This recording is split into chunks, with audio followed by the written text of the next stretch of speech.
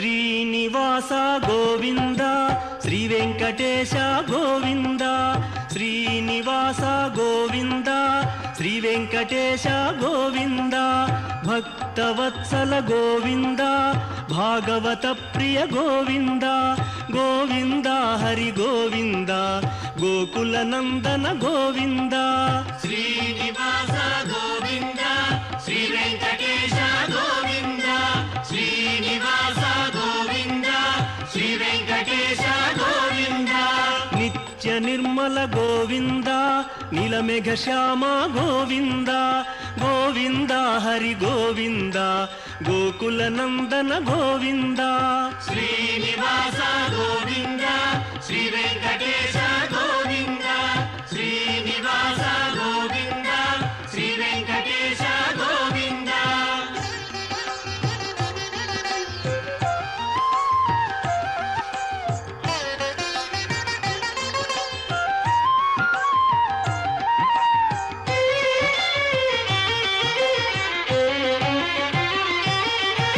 పురాణ పురుష గోవింద పుండరీకాక్ష గోవింద లక్ష్మీరమణ గోవింద గోవింద ఇంద్రప్రస్థవాస శ్రీనివాస గోవింద గోవింద శ్రీరామం దశదిగ్వ్యాప్తం దశేంద్రియ నియామకం దశాస్యఘ్నం దాశరథిం శ్రీనివాసం భజే నిశం.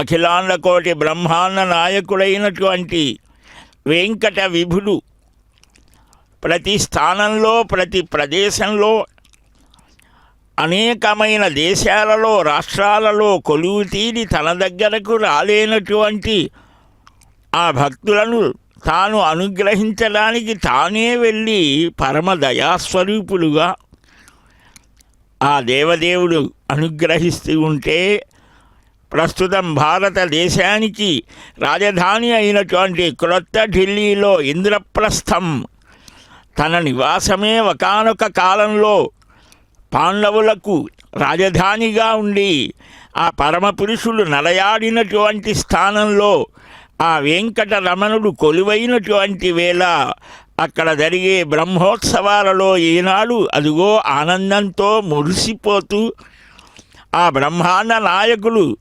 త్రేతాయుగ నాయకులుగా మారిపోయారు. రామభద్రుడిగా తనకు అత్యంత ప్రియతముడైనటువంటి హనుమని వాహనంగా చేసుకున్నాడు.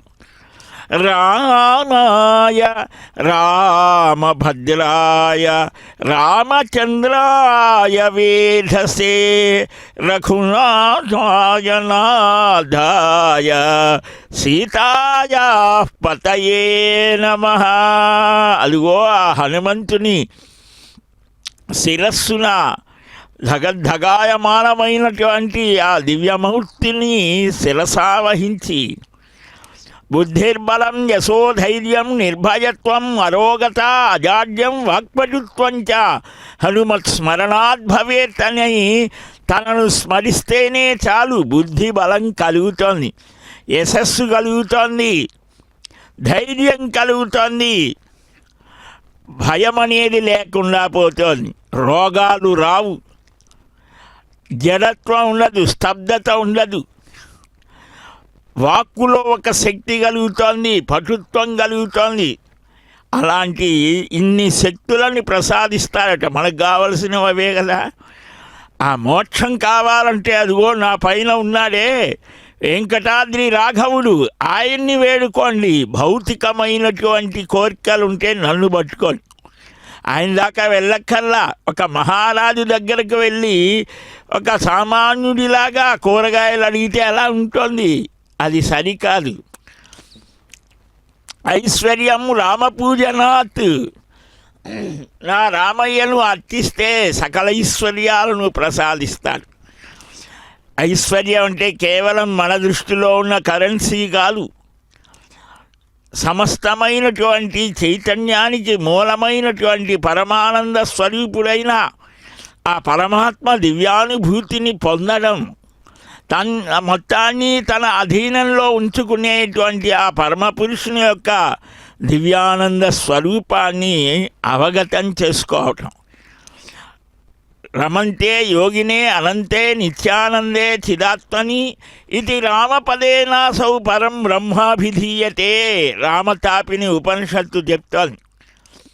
యోగులైనటువంటి వారు యమము, నియమము, ఆసనము, ప్రాణాయామము, ప్రత్యాహారము, ధ్యానము, ధారణము అనే 8 విభాగాలతో కూడినటువంటి ఆ అష్టాంగ యోగాభ్యాసంతో మనస్సుని, ఇంద్రియాలను నియమించి నిగ్రహించి ఏ పరమానంద దివ్య తేజో స్వరూపిణి ధ్యానించాలి అని, ప్రేమించాలని, సేవించాలని, కీర్తించాలని తలచి వలచి పిలచి కొలిచినటువంటి ఆ పరమయోగులు కూడా పరిపరి విధములుగా ఆ పరమాత్మ దివ్య పాదార విందాలను, ఆ ముగ్ధ మోహన కోమల శ్యామల స్వరూపుడైనటువంటి ఆ శ్రీమన్నారాయణ స్వరూపమైన శ్రీరామభద్రుణ్ణి మనస్సులో భావిస్తారట, ధ్యానిస్తారట.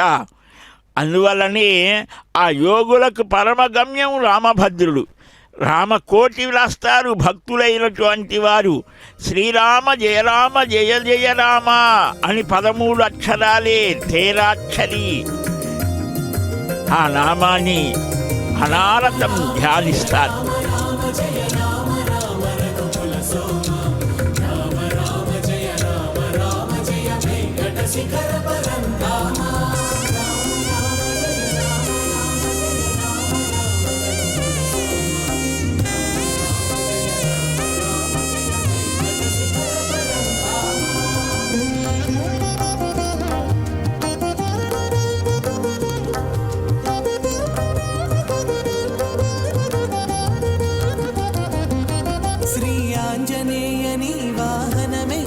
శ్రీనివాసునిదే కదా సిరి. అంజనాసుతుడు అండన ఉంటే హరి హృదయంలో అమృత ఝరి. శ్రీ ఆంజనేయని వాహనమెక్కిన శ్రీనివాసునిదే కదా సిరి. అంజనాసుతుడు అండన ఉంటే హరి హృదయంలో అమృత ఝరి.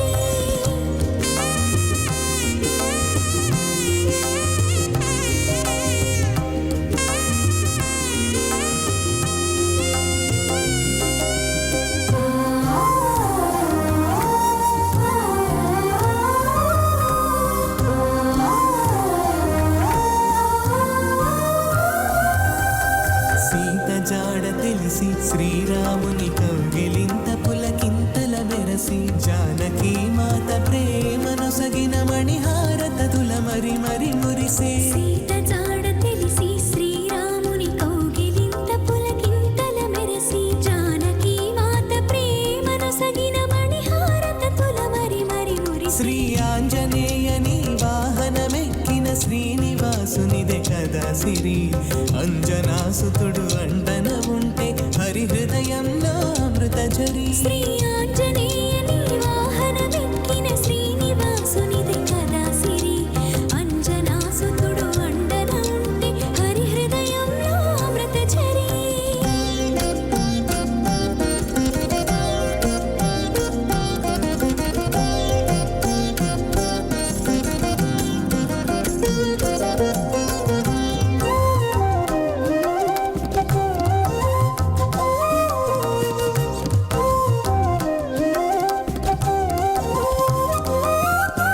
విశ్వాసమునకు వేదమై మహావిశ్వవీధిలో శాశ్వతమై.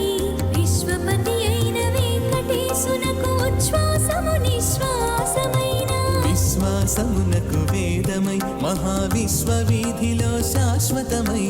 విశ్వపతి అయిన వెంకటేశునకు ఉచ్ఛ్వాసము నిశ్వాసమై. శ్రీ ఆంజనేయని వాహనమెక్కిన శ్రీనివాసునిదే కదా సిరి. అంజనాసుతుడు అండన ఉంటే హరి హృదయంలో అమృత ఝరి. శ్రీ ఆంజనేయని వాహనమెక్కిన శ్రీనివాసునిదే కదా సిరి. అంజనాసుతుడు అండన ఉంటే హరి హృదయంలో అమృత ఝరి. రామ రామ జయ రామ రామ జయ రామ రామ రఘుకుల సోమ. రామ రామ జయ రామ రామ జయ వెంకట శిఖర పరంధామ.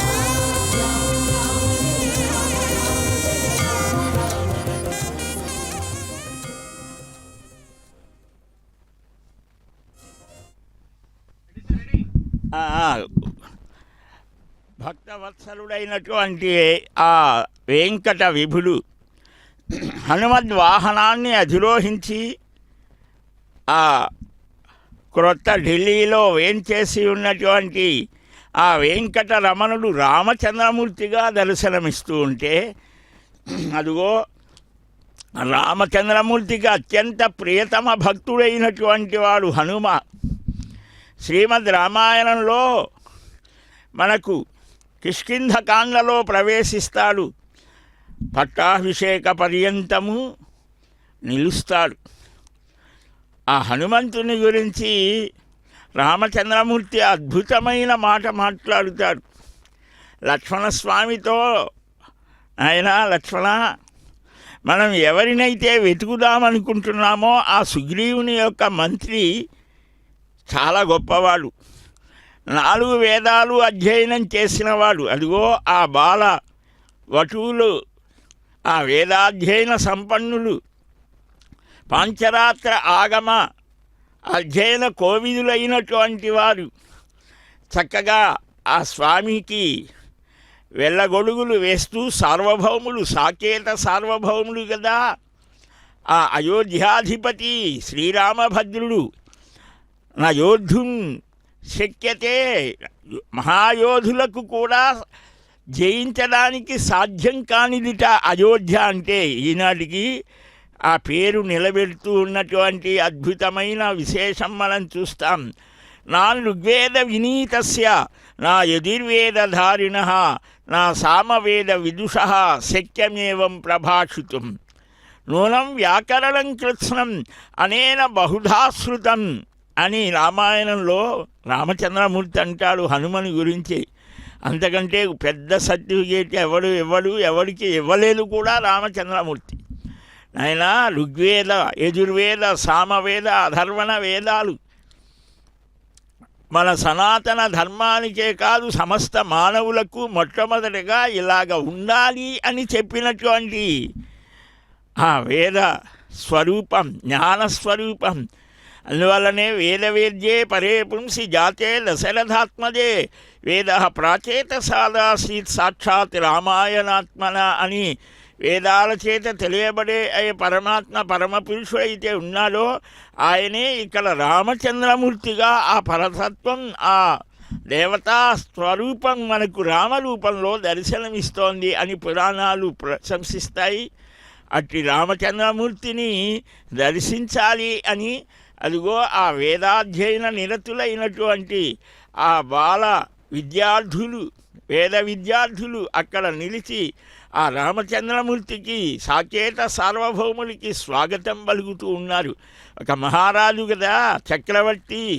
అనేక మంది మహారాజులకు పైన ఉండేవాడు చక్రవర్తి, సార్వభౌముడు. సర్వభూమండలాన్ని తన అధీనంలో నిలుపుకున్నటువంటి వాడు అని సార్వభౌముడు అని అంటే అది స్వయంగా రామచంద్రమూర్తి చెప్తాడు. ఇక్ష్వాకూనాం, ఈ వాలితో చెబుతూ అంటాడు, ఈ సమస్తమైన భూమండలం అంతా కూడా ఇక్ష్వాకు వంశీయులదేనయ్యా. ప్రస్తుతం భరతుడు పరిపాలన చేస్తున్నాడు, ఆయన ప్రతినిధిగా మేము ఇవన్నిటి కూడా నియమిస్తున్నామంటాడు. అలాంటి రామచంద్రమూర్తి సాకేత సార్వభౌముడు ఆయనని దర్శిస్తేనే చాలు ఒళ్ళు పులకించిపోతోంది. అదిగో కోదండాన్ని ధరించినటువంటి ధర్మమూర్తి శత్రువులు, మిత్రులు, ఉదాసీనులు, అజ్ఞులు, విజ్ఞులు, ప్రాజ్ఞులు, నిషాదులు, బోయవారు, ఈ పశుపక్షి గణం అంతా కూడా రాముని వైపు ఆకర్షితమైపోయిందిట. ఒక గుహుడు ఆత్మసమస్సఖా, నా అంతటి నాకు మహాస్నేహితుడు అయ్యా అని అంటాడు గుహుడు. ఒక శబరి ఆ శ్రీరామచంద్రమూర్తికి మధురమైన ఫలాలతో ఆతిథ్యం ఇస్తోంది. అలాగనే ఆ గుహుడు జటాయువు గచ్చలోకాన్ అనుత్తమాన్, తన కోసం సర్వస్వాన్ని శరీరాన్ని త్యాగం చేసిన ఆ జటాయువుకి సత్యేన లోకాన్ జయతి, కొన్ని సత్యాన్ని పలకటమస్మదాచార్యవర్యంత ఏ గురుపరంపరాం జో నిత్యమచ్చదపదాం జయక్పరక్వ్యామోగత సజితరాంధ్రణాయ వేణే అస్మద్గురోర్భగవతో సదిజైకిసున్ रामानुजस्य चरणौ शरणं प्रपद्ये मातापिता युवतये सनया विभूति सर्वं मदेव आद्यसनकुलपतेरुकुलाभिरामं श्रीमत्तदङ्ग्रीगणमापि मूर्त्नाभूतं शिरश्च महता कविपट्टनाथ श्रीभक्तिसारकुलशेखरय भक्तांग्रेण परकाल इतीन्द्रविश्रान्तिमत्पराङ्गिरमणिं प्रणतोऽस्मै नित्य मुन्दुत्तनञ्जय मुयत्ति तरित्तुरेत्त वञ्जित्ति वायारवाट्ति सन्त मुळुगोरुं सोडशो विभूं परिणल குருகூரன் மாறன் பேர் கூறு சாதித்தருளார் மூயர்ச்சி சுமந்தெழுந்து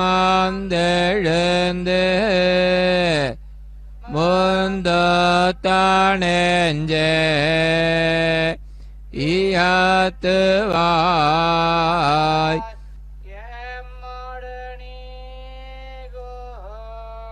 நயப்புடைய நாவேந்தோடகேளாவே உள்போதிவோம் நாற்பவை போவேண்ண வண்ணன் புகழ்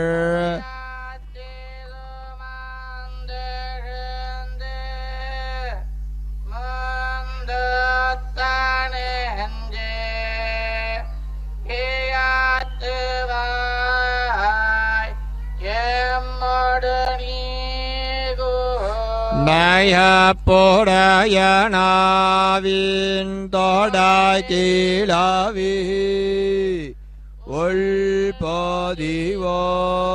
உள்போதிவோம் நாற்பூவை பூவின் வண்ணன் புகழ்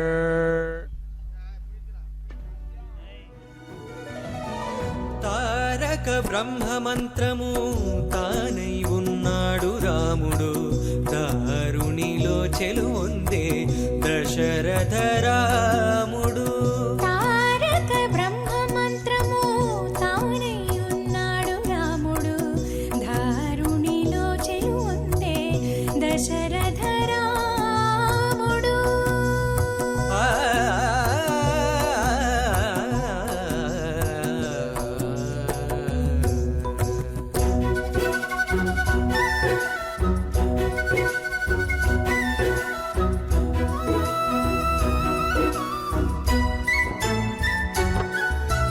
కొండలంతలు వానర కోటులు కొలువగాను దండితో కొలువున్నాడు తగరాముడు కొండలంతలు వానర కోటులు కొలువగాను దండితో కొలువున్నాడు తగరాముడు అంటనే సీతాదేవి అమరి కూచుండగాను మెండుగా సింహాసనాన మెరసి రాముడు అండనే సీతాదేవి అమరి కూచుండగాను మెండుగా సింహాసనాన మెరసి రాముడు జయ జయ రామ శ్రీరామ జానకి రామ శ్రీరామ జగదభిరామ శ్రీరామ పావన నామ పరనామ తారక బ్రహ్మమంత్రము తానై ఉన్నాడు రాముడు దారుణిలో చెలువొందే దశరథ రాముడు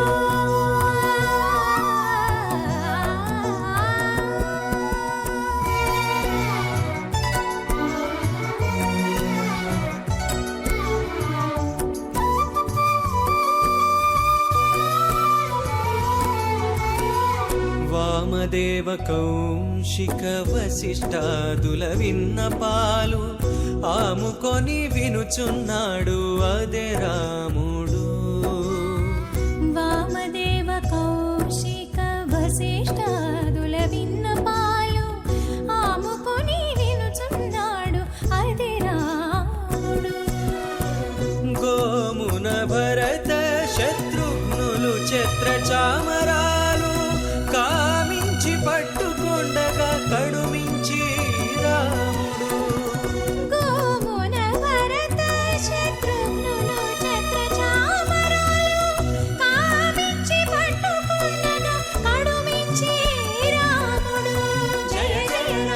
శ్రీరామ ముని జనవందిత శ్రీరామ జగదభిరామ. క్రొత్త అయినటువంటి ఆ స్వామివారి యొక్క నవనవోన్మేషమైనటువంటి రూపాన్ని మనం దర్శిస్తూ ఉన్నాం.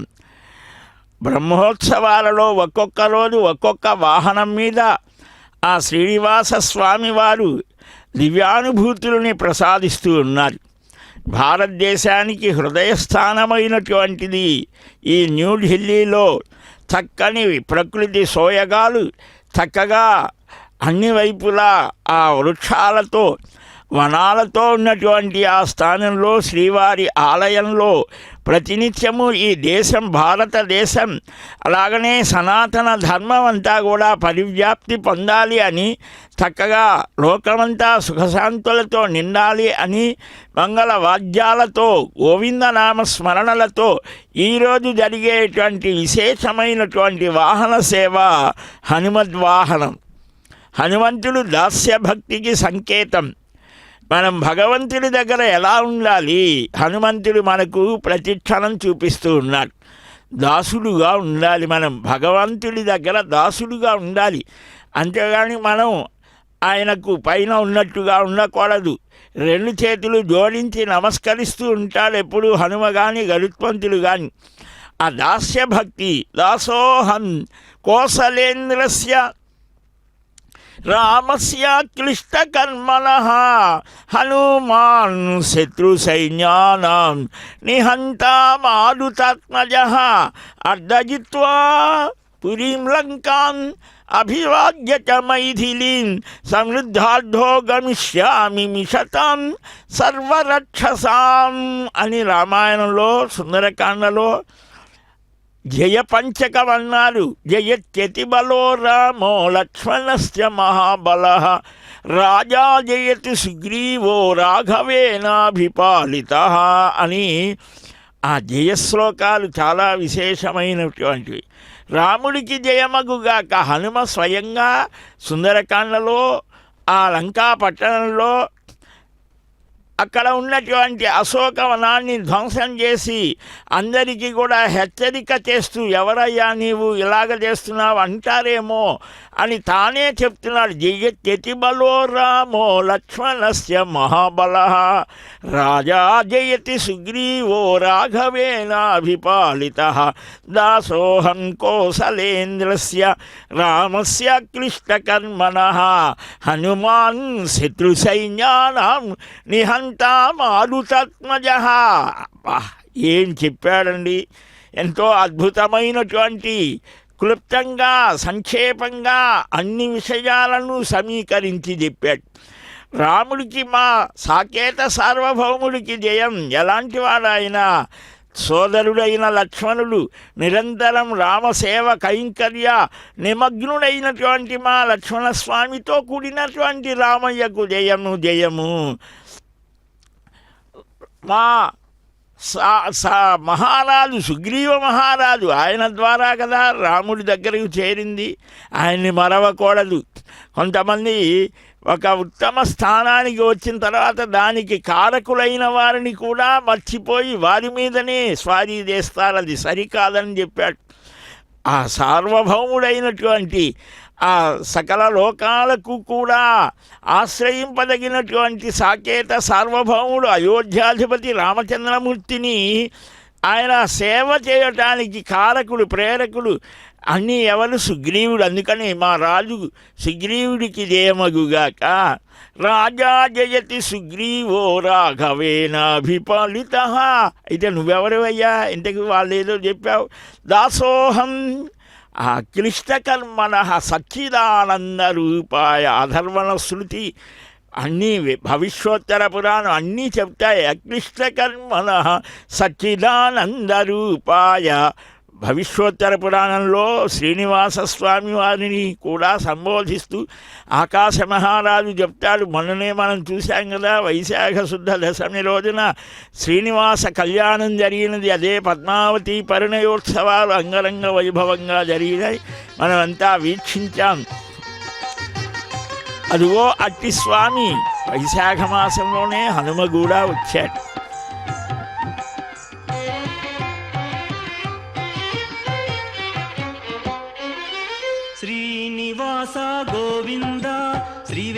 వెంకటేశ గోవింద శ్రీనివాస గోవింద శ్రీ వెంకటేశ గోవింద భక్తవత్సల గోవింద భాగవత ప్రియ గోవింద గోవింద హరి గోవింద గోకుల నందన గోవింద శ్రీనివాస గోవింద శ్రీ వెంకటేశ గోవింద శ్రీనివాస గోవింద శ్రీ వెంకటేశ గోవింద నిత్య నిర్మల గోవింద నీలమేఘ శ్యామ గోవింద